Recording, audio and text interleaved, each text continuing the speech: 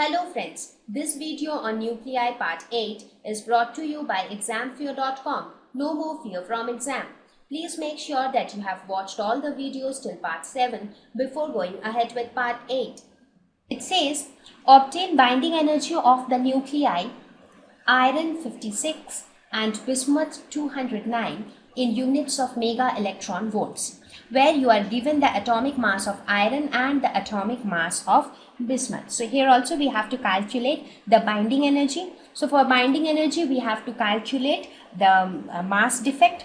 So let us first consider iron. So what is how many protons do you have for iron? The atomic number is 26. Therefore number of protons is 26. So you have 26 protons. How many neutrons? Mass number minus atomic number, that is 56 minus 26, which is 30 neutrons. So you have 26 protons and 30 neutrons. So what will be the mass defect? Mass defect would be 26 into mass of protons plus 30 into mass of neutron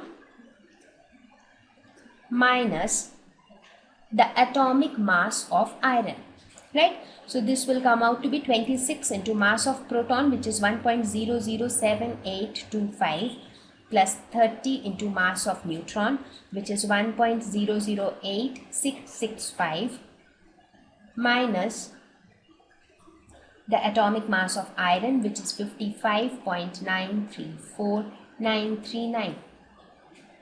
So this comes out to be 0.528461 atomic mass unit.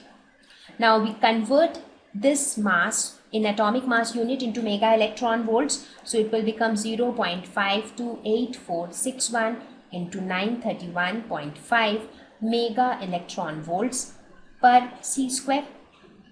Therefore, the binding energy EB will be equal to delta M into c square.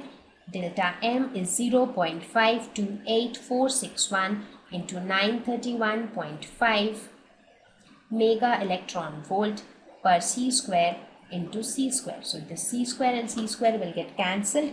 So this value comes out to be 492.26 mega electron volt. So this is the binding energy of the nuclei. Now if I want to calculate, just for your information I'm telling this, if you want to calculate the binding energy per nucleon, what would be that? The binding energy per nucleon will be equal to the binding energy divided by the number of nucleon. What is number of nucleon? Number of nucleon is the number of proton plus number of neutron. So that is 56. So the binding energy per nucleon would be equal to 8.76 mega electron volts. So now on similar lines you can calculate the binding energy for bismuth, because the things will remain the same, just that in case of bismuth the number of protons would be 83 and the number of neutrons would become 209 minus 83, that is 126. So otherwise everything will remain the same. So just try to calculate the binding energy of bismuth by yourself. Let's look at the fourth problem. It says neutron separation energy is defined as the energy required to remove a neutron from nucleus. Okay, so obtain the neutron separation energies of nuclei calcium 41 and aluminium 27. So here you are given the atomic mass of calcium 40 and calcium 41, and similarly you are given the atomic mass of aluminium 26 as well as aluminium 27. So let us first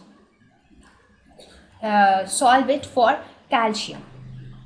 So if you look at this calcium 41, what happens if you take out or if you remove a neutron from this nucleus? Let us suppose we have removed one neutron. So that means the atomic number will remain the same because the number of protons are still the same, but the mass number will decrease by 1 because one neutron has been removed. So this would become your nuclear reaction, right? So how do we calculate the separation energy now?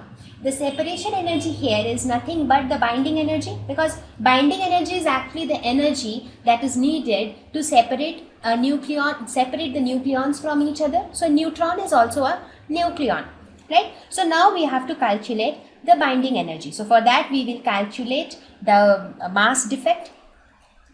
So mass defect in this case will become the mass of the constituents. Here the constituent is calcium 40 and neutron.